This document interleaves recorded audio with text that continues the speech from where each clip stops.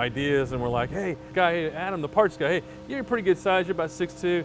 Okay, go down to the men's warehouse, get a really nice black suit, and I had my secretary order up like a black Stig Top Gear type helmet. And I said, okay, get online and find like a real priest shirt with a white collar. So when we went out to Uvalde to the Continental Tire Proving Grounds, and we went 217, and we did the photo shoot, you know, we've got him out there holding the cross up. When Dodge came out with the 840 horsepower Demon, it kind of seemed like it might be the last word in 21st century muscle cars. No doubt Ford and GM started working on bigger and badder muscle cars of their own the very next day. The folks at Hennessey, though, they didn't want to wait, especially not when they had a platform as good as the Camaro ZL1 to base their new car off of. So how do you go about banishing a demon? You get yourself an Exorcist.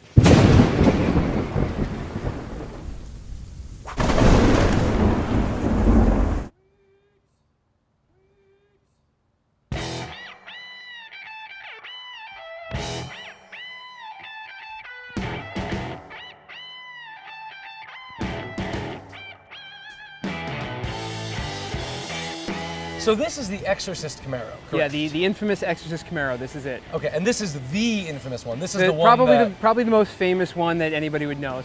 This particular car's been at 200 miles an hour, I think over 6 times now, including a top speed of 217.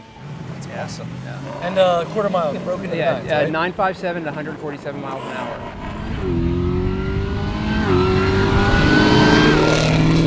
So from the outside, it looks fairly stock. It looks pretty much like your average ZL1. For the most part, yeah. I mean, we're not really one to go completely crazy with body kits or anything. We do have the signature stripe that obviously kind of sets it apart as part of the package and that kind of thing. And then we've obviously added the Forge line wheels to this particular package because they're the best ones in the business, and for our application, this is what worked out best. But other than that, I mean, for the most part, from the outside, it's a ZL1, which is an aggressive car to start off with. Right. So. Once you get under the hood, though. Very different story. The big number is, though, you blew past 999, correct? We shoot for the 1,000 horsepower mark, which is essentially where the Exorcist sits. So 1,000 horsepower at the motor. Can detune it slightly. We can tune it for E85. Okay. So it depends on the application, but essentially, yeah, they all sit right within that 1,000 horsepower range. Cool. That's what the idea is of the car. Walk me through the magic here, because this looks like it could also be a nuclear reactor. Obviously, there's a lot that we've done to this. An upgraded Whipple supercharger that's bigger than the factory one, obviously, and a lot more durable. What, 2.7 liters? Is that right? Yeah. Okay. 2.7. And we've got the whole top end of the motor's been redone. We got an upgraded cam, the heads, drivetrain, valves, everything's been completely custom done to us. The headers, exhaust, free flow cats, and the main thing for this car is the tuning. Sure. So we have applications for both a 10-speed transmission automatic and if it's a manual, because you can get the car either way. And it can get the same amount of power out of both? It can get the same amount of power, but we do go a little bit further with the automatic, because we can modify the tuning for the automatic transmission to kind of accommodate certain things like that. We've hand-picked everything, built everything to our specific spec to make it, if you can consider 1,000 horsepower reliable, this car is the shining example of that, because we've beat this car to within an inch of its life, and it's still here and it's running great. Speaking of the transmission, the rear end and stuff like that, the drive shaft and the transmission, how much do you modify that? Really, honestly, not much. Really? Yeah, not much. In the manual transmission, we'll upgrade the clutch. Okay. Other than that, the 10-speed transmission can hold with the right programming, it can hold it properly. Right. We still have all the creature comforts. I mean, AC still works functional, cruise control still works, all of that kind of stuff, again, because it has to be usable. Sure. We're not, even though this particular car is built for racing, we're not building a race car for a customer. We want this to be just an upgraded street package.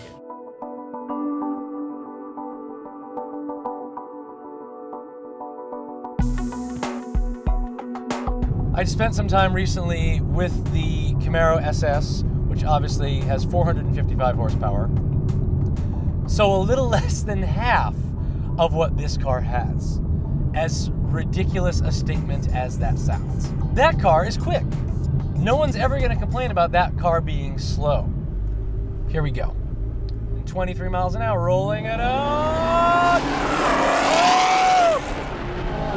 My God!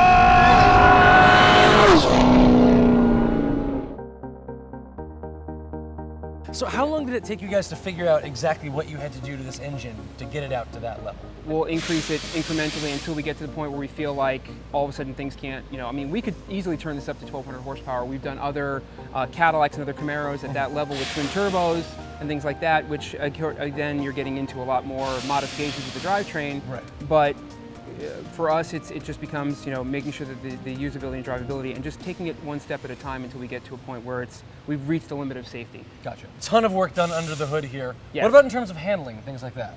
I mean, the suspension essentially is stock. The ZL1 comes with the magnetic ride suspension and a bunch of other tweaks as far as the underside of the suspension goes. Yeah. So we don't mess with it a lot other than custom alignment settings, especially if we do the upgraded forge-line wheels for the customer and things like that. So when we did the different runs, that was the only one thing that we really changed, was we made sure that the alignment was proper for the top speed runs, Gotcha. which is a completely different alignment setting from what we have to do in the quarter-mile runs as well. And apart from those little alignment changes, the suspension and the bodywork and everything, it all holds up even at 217?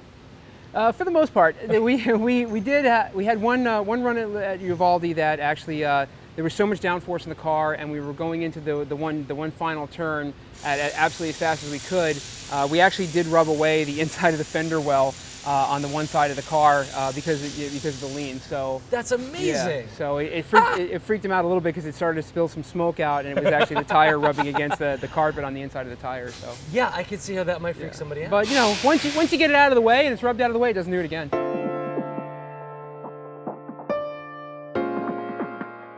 And you've done a lot of 1,000 horsepower small block based projects before. Yeah, so we had a pretty good idea, what it was. The main thing with this car was with the drivetrain and knowing the aerodynamics and the suspension differences that this car came with. The goal became, okay, not just the horsepower, but now we had, 200 miles an hour. How fast can we take it? Can we do a car that'll do 217 and break nines in the quarter mile? Right. And this is kind of it. What was the biggest hiccup in that process of sort of trying to get it to the point where it is now? On this car, the automatic transmission. Really? Yeah, just making sure that we could both road race it at 217 and have the gearing for that. Right. So to get one that does kind of all around, that's really what kind of makes the Exorcist package unique, is to be able to have that level of horsepower and then still be able to run this and run that with minimal adjustments. Gotcha. How many of these? Is it a limited number? Is it? Yeah, with the Exorcist, we do a limited number. I think the goal was 25, I want to say. Let's say that I love the test drive, Okay. and I walk in here tomorrow and I say, here is my new ZL1. How long does it take for me to have this thing parked in my driveway? Generally, 6 weeks. Okay. How much would that cost me if I wanted one of these turnkey to drive home tomorrow? The or package, in 6 weeks? the package runs about 54,000. Okay. Yeah. So on top of the On top of 65 and change. or Yeah, whatever it is for the ZL1. depending on depending on Okay, how you want to buy it.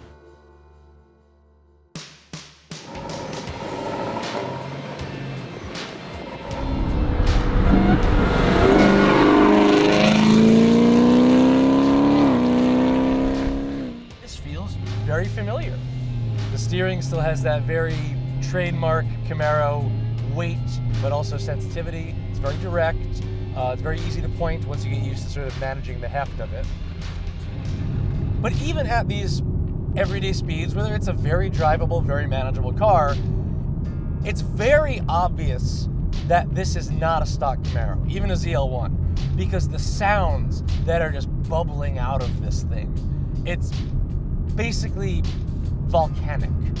It's just all of these deep elemental grumbles and roars and crackles. The suspension is more or less unchanged over the stock Camaro ZL1. So which is to say this car is going to be a very capable handler. It's got to be more than able to take any of these turns that you can throw at it quite briskly. This is a car that can lay down a very, respectable Nürburgring time. I'm curious to know how much faster this one would do it, given the extra 350 horsepower. Prepare for liftoff in 3, 2, 1. We have go!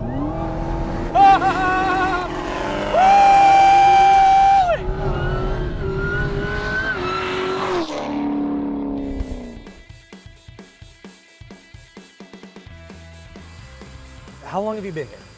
So we bought the racetrack, Lone Star Motorsports Park, back in 2004.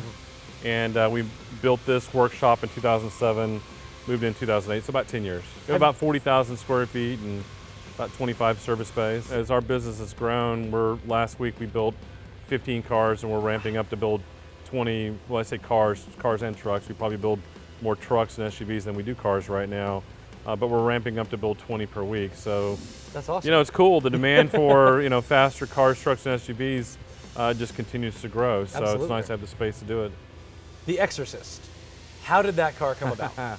It's a great story. So, I mean, Tim Kaniskis and the marketing team from Dodge were just dominating the automotive media with all their teasers. Kind of, I think that was like the winter, spring of last year, so 17, as they led up to the unveiling of the Demon at the New York Auto Show in April.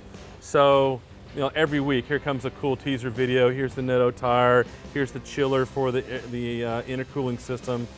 And I'm like, man, they're just sucking all the oxygen out of the room, where nobody else in that muscle car space can get any attention.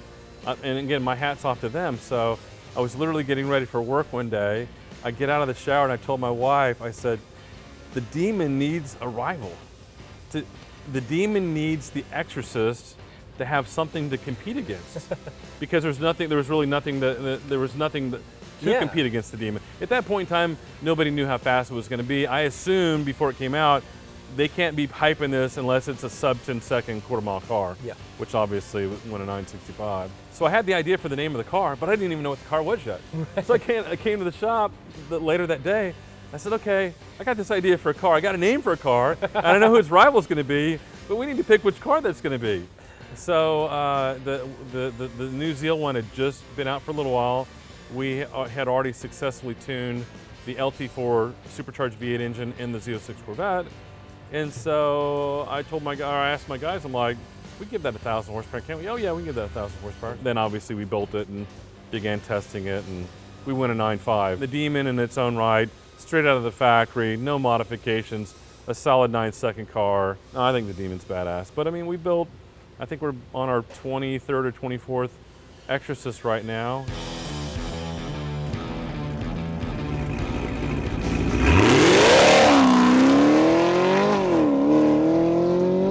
The 10-speed automatic transmission, they said, was one of the sort of the more limiting factors with handling this kind of power. You can feel how aggressive it is, which clearly is their reprogrammed shifts. I've never felt a Camaro that shifted, especially on the downshifts, with the aggression and just the violence even of this unit. So I know obviously the specs at this point, 1,000 horsepower, 883 pound-feet of torque, 217 mile an hour top speed. Like you said, did 9.5 in the quarter. Right. Forget the numbers for a second. What do you think makes it special? Scare the crap out of you. More so than the Demon. Look, the Demon is super impressive. There's just something about the Exorcist where, I mean, from a roll, when you've got more power and less weight, forget about the drag strip. I'm just talking about on your, you go into a runway event where you can go side by side. That's where the Exorcist is really kind of comes into its own. So on the street, if you don't have a drag radial tire on it, it can be a little scary to hook up. But it's really super impressive from a roll, from 70 miles an hour on, where traction's not an issue. That's awesome. It's brutally fast.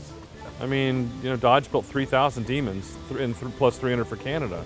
So, to go to a car show, you're going to probably see a few Demons at the car show. You roll in an Exorcist, probably not too likely you're going to see another Exorcist. 1,000 horsepower in a muscle car like this one is absolutely 100% acceptable. It is called for, it is beautiful, it is exactly what the world needs. It is the Camaro for the insane. It is one flew over the Camaro's nest.